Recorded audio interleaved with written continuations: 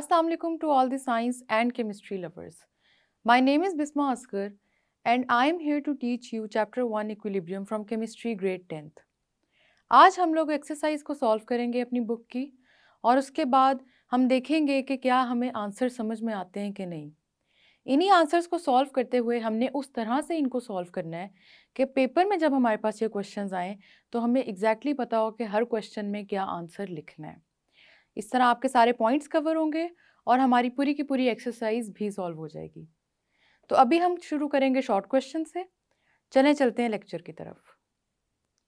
तो आज हम सॉल्व करने लगे शॉर्ट क्वेश्चंस जो हमारी बुक में गिवन है और हर क्वेश्चन में मैं आपको बारी बारी बताऊंगी कि किस तरह आपने कौन कौन से पॉइंट्स हैं जो उसके आंसर में लिखने हैं। Make sure that you right all those points in your answer और ऑल्सो इस बात का भी ध्यान रख लीजिएगा कि आप उसके साथ कोई ना कोई एग्जाम्पल भी लिखें। एग्जाम्पल यहाँ पर डिस्कस मैं कर लूँगी और अगर आपको किसी क्वेश्चन के लिए कोई एग्जाम्पल याद नहीं आती तो आपने हाइड्रोजन और आयोडीन की फॉर्मेशन से हाइड्रोजन आयोडाइड देखा है, ठीक है। आपने देखा कि हाइड्रोजन और आयोडीन कंबाइन करने से हाइड्रोजन आयोडाइड बन जाता है। ये रिएक्शन हम बिल्कुल पहले दिन से पढ़ते आ रहे हैं।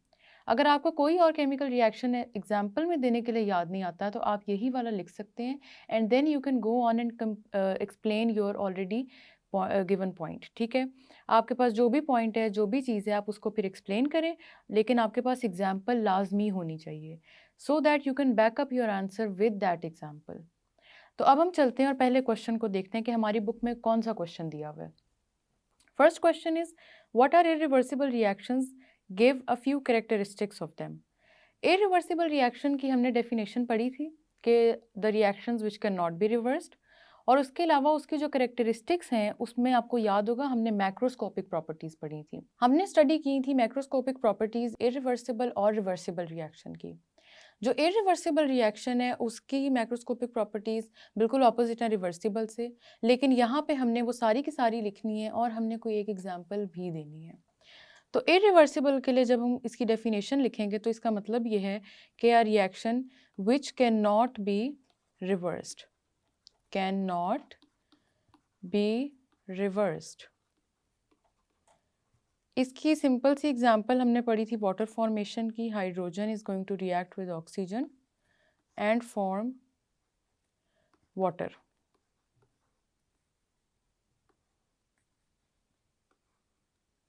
अब आप देख सकते हैं प्रॉपर्टीज की जब हम बात करेंगे तो हमारा रिएक्शन राइट साइड पे जा रहा है, ठीक है। जो हमारा इरिवर्सिबल रिएक्शन है ये हमेशा एक ही तरफ प्रोसीड करेगा, इसकी रिवर्स डायरेक्शन नहीं होती, ये हमेशा राइट साइड पे ही जाएगा। और रिएक्शन मिक्सचर के अंदर आपको प्रोडक्ट्स ही नज़र आएंगे, आपको रिएक्टेंट्स नज़र नहीं आएंगे, क्योंकि ये वाला जो रिएक्शन होता है ये रिवर्स नहीं होता। इसी के साथ साथ आप वुड बर्निंग की भी एग्जांपल लिख सकते हैं क्योंकि वो भी आप रिवर्स नहीं कर सकते। तो एक और प्रॉपर्टी ये है कि आपके रिएक्शन मिक्सचर में इतनी एनर्जी ही नहीं होती कि वो रिवर्स हो सके। तो इस तरह से इरिवर्सिबल की हमारे पास ये सारी की सारी कैरेक्टरिस्टिक्स आ गई, जिससे हमें पता लग गया कि हमारे पास एक ये ऐसा रिएक्शन है जो कि रिवर्स नहीं हो सकता और जिसने सिर्फ राइट डायरेक्शन में जाना है, which means it is only going to make products. और प्रोडक्ट्स जो हैं हमारे पास रिएक्शन मिक्सचर में at the end of the reaction नज़र आ जाएंगे। अब हम चलते हैं अपने सेकेंड क्वेश्चन की तरफ। हमारा सेकेंड क्वेश्चन है define chemical equilibrium state. Equilibrium को हम डिफाइन करेंगे और इक्विलिब्रियम को डिफाइन करने से पहले आपको याद होगा कि हम लोगों ने पढ़ा था कि इक्विलिब्रियम वो स्टेट होती है जहाँ पे बैलेंस मेंटेन हो जाता है। तो बेसिकली इक्विलिब्रियम की बात करते वक्त हमने ये बैलेंस वाली बात याद रखनी है कि जहाँ पे नो मोर रिएक्टेंट्स और प्रोडक्ट्स विल बी फॉर्म्ड। हमारे पास जो रिएक्टेंट्स हैं उनकी कॉन्सेंट्रेशन और जो हमारे पास प्रोडक्ट्स हैं इनकी कॉन्सेंट्रेशन कांस्टेंट हो जाएगी, ठीक है। ये है हमारे पास केमिकल इक्विलिब्रियम और इसमें ज़्यादा डिफरेंट एग्जांपल्स नहीं हमारे क्वेश्चन की देखेंगे, एक ही एग्जांपल से सारे क्वेश्चंस देखेंगे ताकि पॉइंट को एक्सप्लेन किया जा सके। तो यहाँ पे जो हमारे पास केमिकल रिएक्शन लेंगे हम एग्जांपल में लिखने के लिए वो होगा हाइड्रोजन और आयोडीन से हाइड्रोजन आयोडाइड की फॉर्मेशन। मज़ीद आप इसमें यही बताएंगे कि आपके पास किस तरह इस रिएक्शन के बाद जो रिएक्शन मिक्सचर है उसके अंदर हाइड्रोजन आयोडाइड की अमाउंट ज़्यादा भी नहीं होगी, कम भी नहीं होगी इक्विलिब्रियम पे आके, और हाइड्रोजन भी बनेगा और आयोडीन भी बनेगा। और ये वो पॉइंट होगा कि जहाँ पे आपके पास इक्विलिब्रियम स्टेट मेंटेन हो जाएगी। इसके अलावा हमने एक और बात डिस्कस की थी कि हमारे पास इक्विलिब्रियम तभी मेंटेन होता है जब हमारे पास क्लोज्ड कंटेनर हो। क्लोज्ड कंटेनर हमारे लिए इक्विलिब्रियम स्टेट पे जाने के लिए बहुत इंपॉर्टेंट है। जो क्लोज्ड कंटेनर है ये हमारी हेल्प करता है इक्विलिब्रियम स्टेट को दोबारा मेंटेन करने के लिए उन रिएक्शंस में जिनमें कोई गैसियस प्रोडक्ट हमारे पास मौजूद हो। इसके एग्जाम्पल आपको याद होगी, हमने कैल्शियम कार्बोनेट की डीकम्पोजिशन पढ़ी थी। कैल्शियम कार्बोनेट ने जब डीकम्पोज करना है तो उसका एक बाय प्रोडक्ट है कार्बन डाइऑक्साइड। कार्बन डाइऑक्साइड एक गैसियस प्रोडक्ट है। अगर ये रिएक्शन मिक्सचर से बाहर निकल जाएगी तो उसके बाद ये दूसरे प्रोडक्ट के साथ रिएक्ट नहीं कर पाएगी और आपका रिएक्टेंट दोबारा नहीं बनेगा। इसलिए ज़रूरी है कि ये रिएक्शन मिक्सचर के अंदर रहे और यही कार्बन डाइऑक्साइड जब कैल्शियम ऑक्साइड के साथ दोबारा कंबाइन करेगी तो हमारे पास रिएक्शन मिक्सचर में कैल्शियम कार्बोनेट भी बन जाएगा।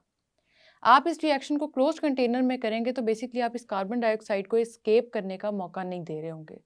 तो इस तरह से आपके पास रिएक्शन मिक्सचर में कैल्शियम कार्बोनेट डीकम्पोज भी होगा और साथ साथ वो रीफॉर्म भी होगा और यहाँ पे आपका इक्विलिब्रियम स्टेट मेंटेन हो जाएगा।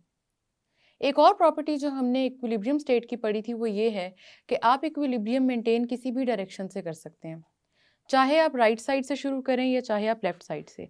आप देखें ये हाइड्रोजन आयोडीन से हाइड्रोजन आयोडाइड की फॉर्मेशन में आप चाहे हाइड्रोजन आयोडाइड को सबसे पहले डाल दें अपने रिएक्शन मिक्सचर में और इसको डीकम्पोज होने दें, या आप हाइड्रोजन और आयोडीन को कंबाइन होने दें ताकि वो हाइड्रोजन आयोडाइड बनाए।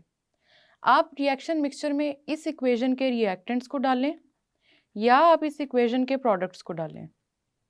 हाइड्रोजन आयोडाइड आपका प्रोडक्ट है, आप जिसको मर्जी इधर रिएक्शन मिक्सचर में डालें, आपके पास रिजल्टेंट वही इक्विलिब्रियम मेंटेन हो जाएगा जो इस रिएक्शन का होना चाहिए और उस इक्विलिब्रियम पे इनकी कॉन्सेंट्रेशंस मतलब प्रोडक्ट की कॉन्सेंट्रेशन और रिएक्टेंट की कॉन्सेंट्रेशन चेंज नहीं होगी। अब चलते हैं नेक्स्ट क्वेश्चन की तरफ। अब हम करेंगे अपना थर्ड क्वेश्चन। थर्ड क्वेश्चन है give the characteristics of a reversible reaction.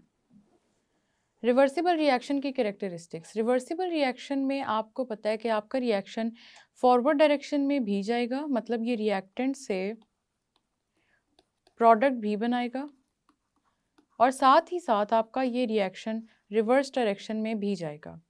इसका मतलब है कि आपके इस रिएक्शन में दो डायरेक्शंस होंगी। दो डायरेक्शंस का मतलब है कि आपका जो रिएक्शन है वो फॉरवर्ड में जाके प्रोडक्ट बनाएगा और रिवर्स में आके वो रिएक्टेंट्स बना देगा। तो रिवर्सिबल रिएक्शन की सबसे जो मेजर चीज़ है जो डिफ्रेंशिएट करती है इसको इरिवर्सिबल से, वो है ही ये कि ये वाला रिएक्शन आप रिवर्स कर सकते हैं जबकि इरिवर्सिबल को आप रिवर्स नहीं कर सकते। रिवर्सिबल रिएक्शन में हमारे पास हमेशा जो रिएक्शन मिक्सचर है उसमें प्रोडक्ट्स भी होंगे और उसमें रिएक्टेंट्स भी मौजूद होंगे और ये हमेशा दोनों डायरेक्शंस में जाएगा। ये रिएक्शन इक्विलिब्रियम स्टेट भी अटेन करेगा जहाँ पे जाके ना मज़ीद प्रोडक्ट बनेंगे ना मज़ीद रिएक्टेंट बनेंगे।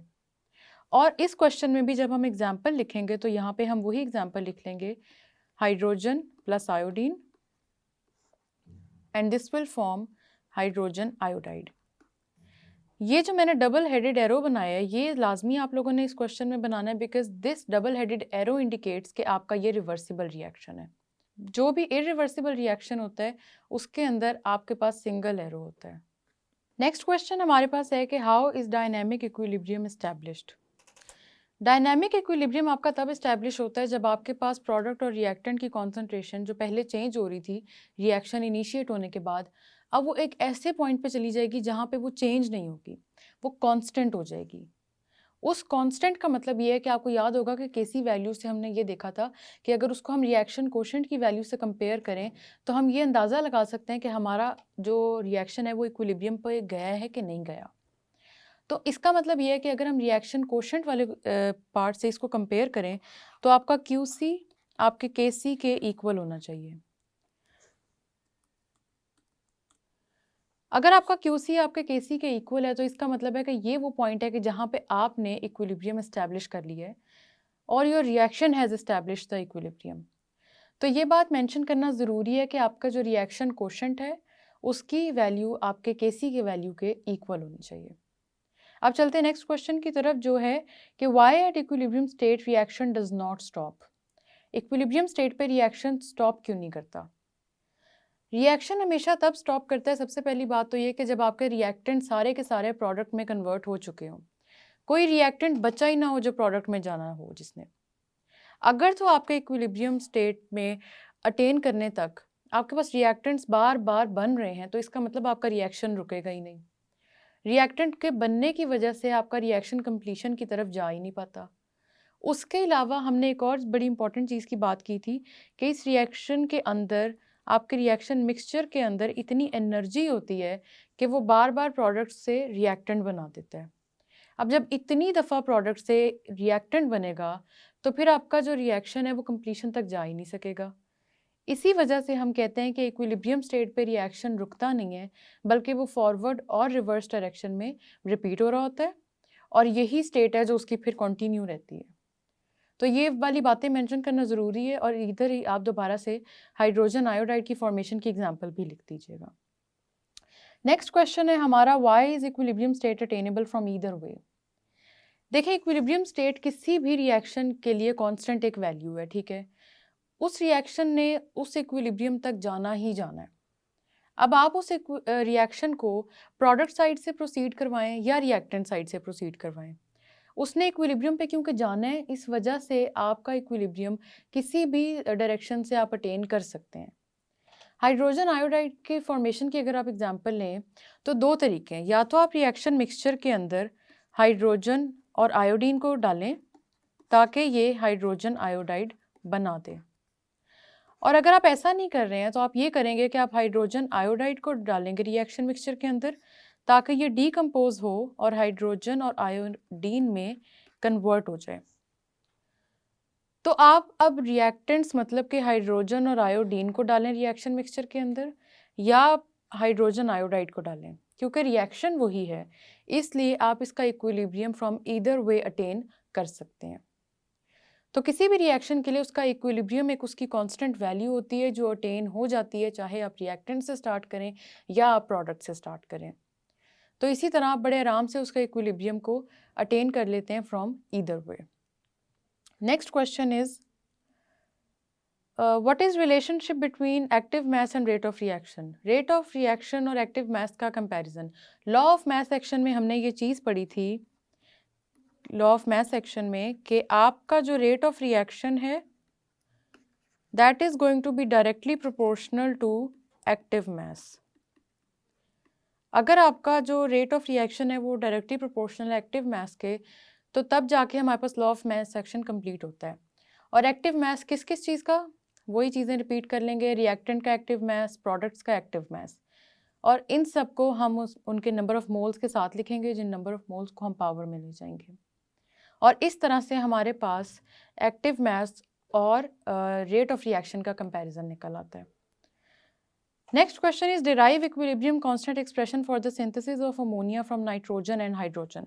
सिंथेसिस ऑफ अमोनिया के लिए उन्होंने बता दिया कि आपके पास रिएक्टेंट है नाइट्रोजन और हाइड्रोजन, और इससे आपने अमोनिया सिंथेसाइज करना है। अब इसके उन्होंने कहा है कि आपने इक्विलिब्रियम कांस्टेंट एक्सप्रेशन की वैल्यू निकालनी है। इक्विलिब्रियम कांस्टेंट का जो एक्सप्रेशन है उसका जो मर्जी रिएक्शन हो उसके लिए फॉर्मूला बिल्कुल सेम होता है, और इसमें हमने कुछ एग्जांपल्स को अलग-अलग डिस्कस भी किया था। तो इसमें वही होगा, Kc is equals to, products चले जाएंगे आपके न्यूमरेटर में NH3, नंबर ऑफ मोल्स उसकी पावर बन जाएंगे जो कि है 2, और डिनोमिनेटर में आपके पास आ जाएगा नाइट्रोजन जिसकी नंबर ऑफ मोल्स 1 है इसलिए कोई पावर नहीं होगी, और हाइड्रोजन जिसके नंबर ऑफ मोल्स 3 है तो इसलिए आपकी पावर में आ जाएगा 3। आपका केमिकल रिएक्शन आपके सामने जब भी बैलेंस्ड फॉर्म में होगा ना, तो आप उसके Kc की वैल्यू ज़्यादा अच्छे तरीके से लिख सकेंगे। अगर आपका केमिकल रिएक्शन बैलेंस्ड फॉर्म में नहीं आप लोग लिख रहे, तो फिर उसके बाद ये होगा कि आपका जो Kc की वैल्यू आएगी वो गलत आएगी, क्योंकि नंबर ऑफ मोल्स ने आपकी पावर बनना है। इससे ज़रूरी है कि आप इस बात का ध्यान रखें कि आपका जो केमिकल रिएक्शन लिखें आप, क्योंकि इस इक्वेशन में हमारे पास उन्होंने कोई केमिकल रिएक्शन लिख के नहीं दिया हुआ, हमने खुद लिखना है। तो आपने अपने केमिकल रिएक्शन को बैलेंस करना है। बैलेंस करने के लिए यही चीज़ आपने देखनी है कि आपके रिएक्टेंट साइड पे जो चीज़ें मौजूद हैं क्या उतनी ही प्रोडक्ट साइड पे भी हैं। हम नाइट्रोजन को देख लेते हैं, तो नाइट्रोजन 2 इधर हैं और इसी तरह 2 नाइट्रोजन इधर हैं। हाइड्रोजन को देखें H2 की फॉर्म में और उसके नंबर ऑफ मोल्स हैं 3, तो आप 3 और 2 को मल्टीप्लाई करेंगे तो ये हो जाएंगे 6, और इसी तरह यहाँ पे एच 3 की फॉर्म में है, इस 3 को आप इस 2 से मल्टीप्लाई करेंगे तो ये भी हो जाएंगे 6। तो आपको नज़र आ रहा है कि आपकी ये वाली जो केमिकल इक्वेशन है ये बैलेंस्ड है, और इस तरह से हमने इसकी केसी की वैल्यू डिराइव कर ली। डिराइव करने के जब भी आपके पास क्वेश्चन आएगा जिसमें आपको कहा होगा डिराइव करें, उसमें डेरिवेशन है, तो आपने स्टेप बाय स्टेप सारी चीज़ें करनी है, सिर्फ एक केसी का वो एक्सप्रेशन नहीं लिखते ना, उसमें आप लोगों ने उसका केमिकल रिएक्शन भी लिखना है, आपने ये भी देखना है कि वो बैलेंस्ड है कि नहीं, और उसके बाद आपने जब उसके केसी की वैल्यू लिखनी है तो आपने फिर इंडिकेट करना है कि आपके पास ये एक्टिव मैसेज हैं, जो कि आपने कॉन्सेंट्रेशंस को स्क्वायर ब्रैकेट्स में लिख देना है, और उनकी पावर से आपने ये इंडिकेट करना है कि ये आपके पास नंबर ऑफ मोल्स हैं। तब आपका ये क्वेश्चन कंप्लीट होगा। चलते हैं नेक्स्ट क्वेश्चन की तरफ। हमारा नेक्स्ट क्वेश्चन है, right the equilibrium constant expression for the following reactions. अब उन्होंने आपको केमिकल रिएक्शंस दे दिए हैं और उन्होंने कहा है कि आपने केसी की वैल्यू निकालनी है। आपको पता लग रहा होगा कि ये वाले जो केमिकल रिएक्शंस हैं ये ऑलरेडी बैलेंस्ड हैं। तो जो सबसे पहला है उसके केसी की वैल्यू के लिए आपके पास, आप देखें प्रोडक्ट में आ जाएगा हाइड्रोजन आयोडाइड जो न्यूमरेटर में जाएगा, उसकी पावर हो जाएगी 2 क्योंकि उसके नंबर ऑफ मोल्स 2 हैं, और डिनोमिनेटर में आपके पास आ जाएगा हाइड्रोजन पावर 1, और इसी तरह से आयोडीन पावर 1 क्योंकि उन दोनों के नंबर ऑफ मोल्स 1 है। दूसरा रिएक्शन उन्होंने जो आपको दिया हुआ उसमें carbon monoxide CO is reacting with hydrogen, और इस तरह से आपके पास CH4 बन रहा है विच इज़ मीथेन, और साथ ही साथ आपके पास H2O की फॉर्मेशन हो रही है जो कि है वाटर।